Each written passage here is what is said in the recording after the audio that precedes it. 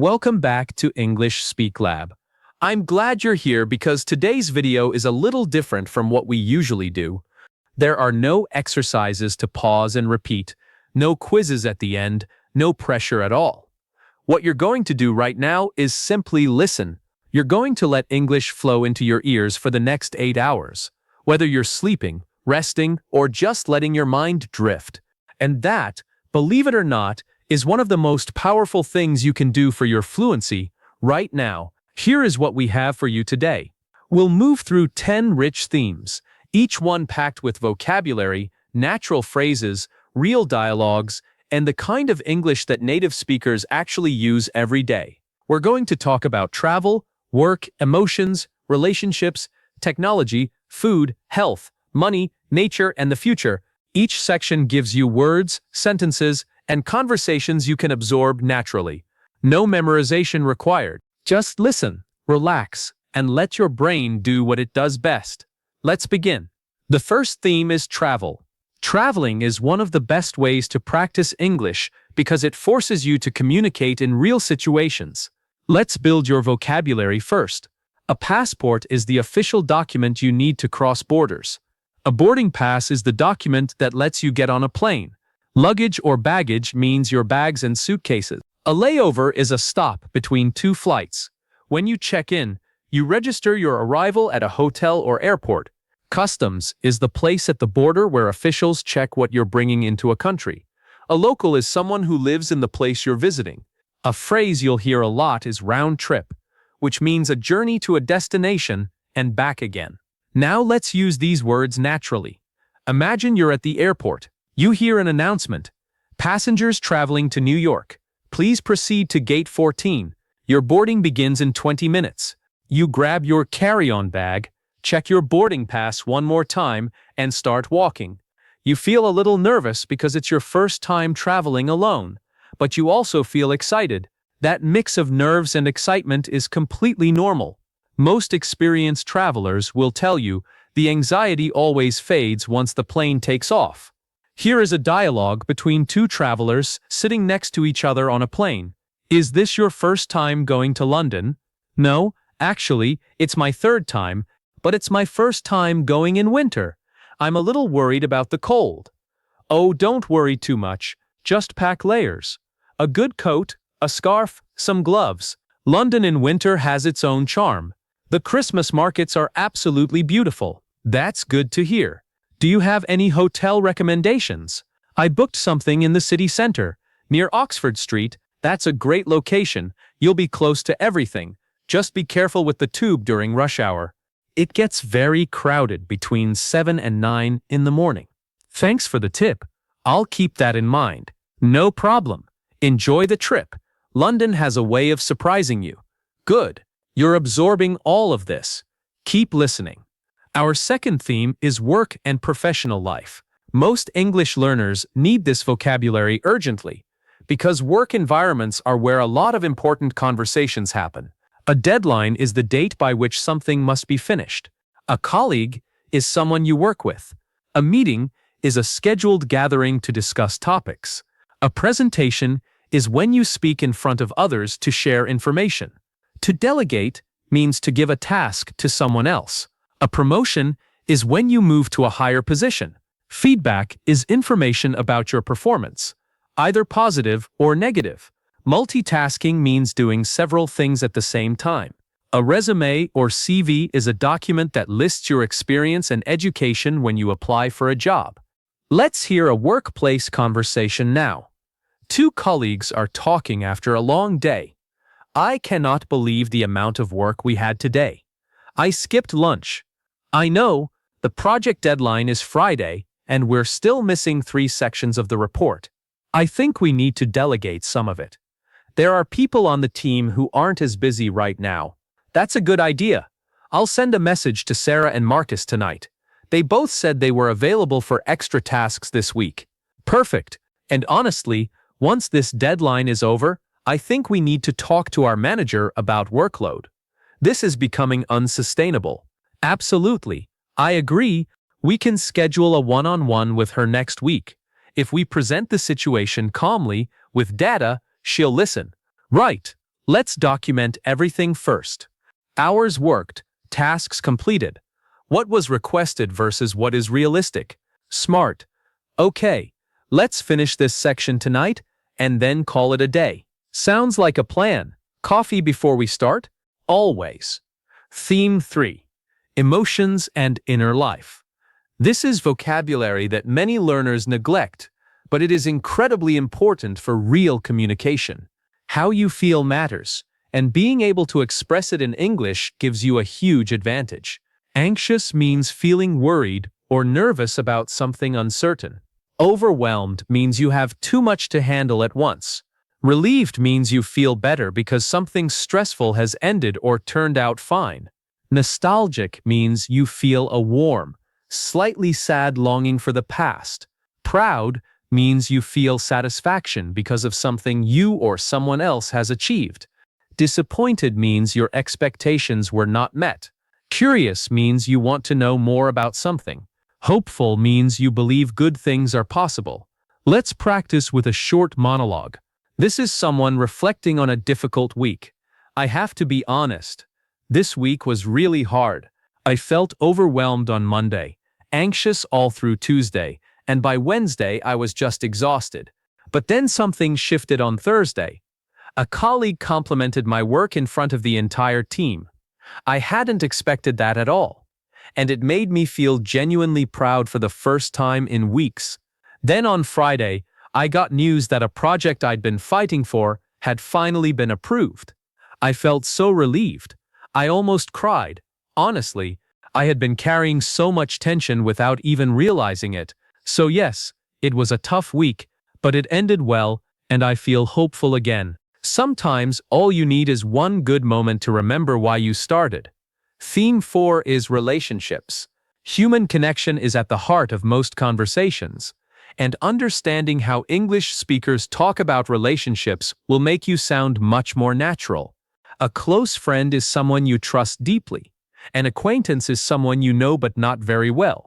A partner is a romantic companion, often used instead of boyfriend or girlfriend for adult relationships. Supportive means someone who encourages and helps you. Distant means someone who is not emotionally close to you. To drift apart means to slowly lose a connection with someone over time. Chemistry refers to a natural sense of connection between people. Loyalty means staying faithful and committed to someone. Here is a dialogue between two friends catching up after a long time apart. It's been almost 2 years. I can't believe we let that much time pass. I know. Life just gets in the way, doesn't it? Work, family, all of it. But it's strange, isn't it? We sat down 5 minutes ago and it already feels like no time has passed. That's how you know it's a real friendship. Some people you have to work to reconnect with. With others, the connection just picks up exactly where it left off. That's very true. Do you feel like we've both changed? Definitely.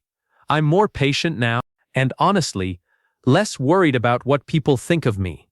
Same, I think I've figured out what I actually want from life, which is something I had absolutely no idea about at 25. None of us did, but here we are. Here we are. Theme 5 is technology. This is unavoidable in modern English. Whether you're in a meeting, reading the news, or having a casual conversation, technology vocabulary comes up constantly. Software refers to programs and applications that run on devices. An update is a new version of software that fixes problems or adds features. To sync means to connect and match data across different devices. Bandwidth refers to the amount of data that can be transmitted at one time. A notification is an alert from an app or system. Encryption means protecting data so that only authorized people can access it. Artificial intelligence, or AI, refers to machines that can perform tasks that normally require human thinking. To crash means when a program or device stops working suddenly. Let's hear a conversation between two friends discussing technology. I gave up on my old phone last week. It kept crashing during video calls. Which one did you get? I went for the new one with the improved battery.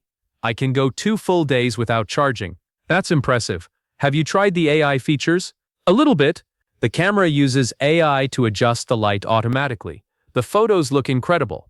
I'm still skeptical about all this AI in everyday devices. It feels like it's being added to everything just for the sake of it. I understand that, but some of it is genuinely useful. The translation feature saved me last month. I was in a meeting with clients who spoke almost no English, and the real-time translation was close enough to be helpful. Okay, that's actually impressive, right? Technology surprises you when you least expect it. Theme 6 is food. Food is culture, and talking about food in English is one of the most natural and enjoyable ways to connect with people. Cuisine refers to the style of cooking from a particular country or region. A recipe is a set of instructions for preparing a dish. An ingredient is any individual item used in a recipe. Seasoning means herbs, spices, or salt used to add flavor. To simmer means to cook something slowly at a low temperature. Savory describes food that is not sweet, often salty or spicy. Indulgent describes food that is rich, heavy, and satisfying in a guilty pleasure kind of way. A staple is a food that forms the main part of a diet in a particular region. Here is a conversation in a kitchen. What are you making? It smells incredible. A slow-cooked tomato sauce. I've been simmering it for 2 hours. 2 hours for a sauce. That's the secret. You can't rush it. The tomatoes break down completely and everything becomes deep and rich. I add a little red wine halfway through. I never would have thought to add wine. My grandmother taught me. She also adds a tiny piece of dark chocolate at the end. Just a small square. Dark chocolate in tomato sauce? Don't knock it until you try it. It deepens the flavor without making it sweet.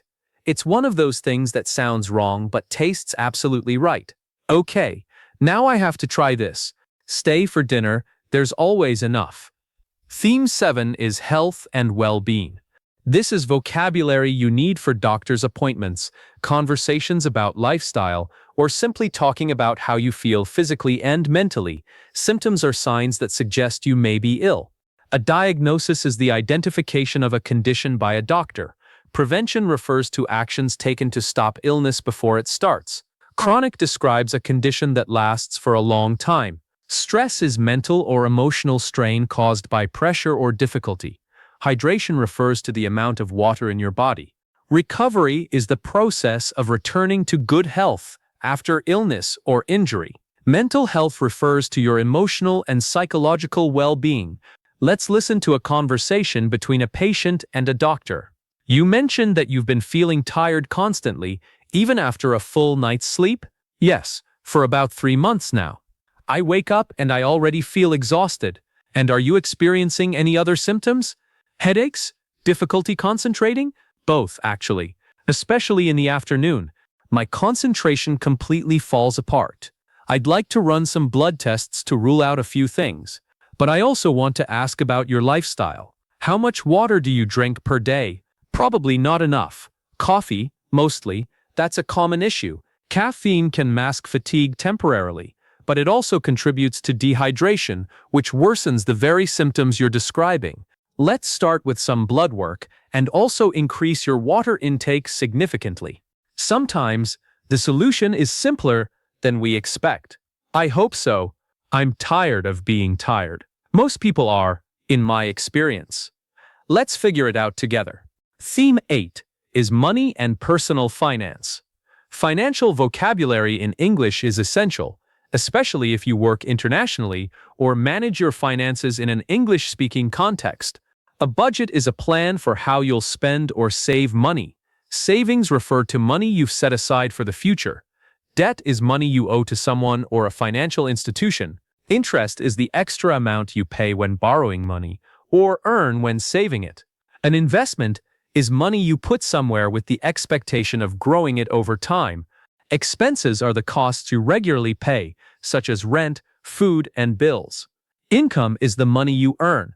To be financially independent means you can cover your expenses without relying on others. Here is a conversation about money and goals. I've been trying to get serious about saving this year. I set up an automatic transfer every payday. That's one of the best things you can do. Paying yourself first before spending anything. Exactly. Even if it's not a huge amount, It builds the habit. What do you do with your savings? I put a portion in a regular savings account, and I invest a portion. Nothing complicated, just index funds. I've been curious about investing, but I always feel like I don't know enough to start. Honestly, you don't need to know a lot to begin. The key is starting early and being consistent. Even small amounts grow significantly over 10 or 20 years because of compound interest. Compound interest. That's the concept where you earn interest on your interest. Exactly. Einstein supposedly called it the eighth wonder of the world. That's quite a recommendation. Start small, stay consistent, and don't panic when the market dips. That's the whole strategy, simplified. Theme 9 is nature and the environment. This vocabulary is increasingly relevant and frequently appears in news, conversations, and academic contexts. Biodiversity refers to the variety of living species in a particular habitat or on Earth. Deforestation means cutting down forests on a large scale. Renewable energy comes from sources that are naturally replenished, like the sun and wind. A habitat is the natural environment where a species lives. Climate change refers to long-term shifts in temperatures and weather patterns. Sustainable describes practices that can be maintained long-term without damaging the environment. An ecosystem is a community of living organisms interacting with their environment. Conservation refers to the protection of natural resources and wildlife. Let's hear two people talking about environmental issues. I went hiking last weekend, and the difference in the forest from 5 years ago is noticeable. It feels less alive. That's not your imagination. Studies show biodiversity loss is accelerating. Species are disappearing faster than at almost any other point in history. It's alarming. And yet it feels so abstract when you're going about your daily life. That's the challenge. Climate change is slow enough that humans don't register it as an emergency on an instinctual level. We respond to immediate threats. What can individuals actually do? It often feels like the problem is too large. Individual choices do matter, but the scale of change needed is systemic. Renewable energy infrastructure, policy changes, corporate accountability. That said, talking about it matters too. Awareness shifts culture, and culture shifts policy. I hadn't thought about it that way. The conversation itself is part of the solution. Exactly, even this one. Theme 10 is the future. How do English speakers talk about what's coming? What vocabulary and phrases help you discuss dreams, predictions, and plans? Ambition is a strong desire to achieve something. A goal is a specific outcome you're working toward. To anticipate means to expect or look forward to something. Innovation refers to the introduction of new ideas or methods. Uncertainty describes situations where the outcome is not known. Potential refers to the possibility of achieving something great. To evolve means to change or develop gradually over time. Vision refers to the ability to think about the future with imagination and wisdom. Let's close with a final reflection on the future. When I think about the future, I don't feel afraid. I feel curious. The world is changing at a speed that no previous generation has ever experienced. And yes, that's unsettling in some ways. But it also means that the possibilities are enormous. Things that seemed impossible 20 years ago are normal today. The same will be true 20 years from now. The key, I think, is to remain adaptable, to keep learning, to stay open to new information, new people, new ideas. The most resilient people are not the ones who have everything figured out. They're the ones who can tolerate uncertainty and keep moving anyway. So whatever you're working toward right now, don't let the size of the goal discourage you. Every skill you're building, every word you're learning, every hour you're listening, it all adds up. Language learning is exactly the same as any other long-term goal. You don't see the progress day by day, but one morning you wake up and you understand things you never could before. That moment will come. Keep going. So you've made it through 10 complete themes. Travel, work, emotions, relationships, technology, food, health, money, nature, and the future. You've heard hundreds of natural phrases, real dialogues, and authentic vocabulary in context. Your brain has been absorbing all of it, even the parts you weren't consciously focused on. This audio will now loop from the beginning. Let it play as you sleep, rest, or simply relax. You don't need to force yourself to concentrate. The repetition is what works. Each time you hear these words again, they settle more deeply into your memory. This is English Speak Lab. Thank you for being here.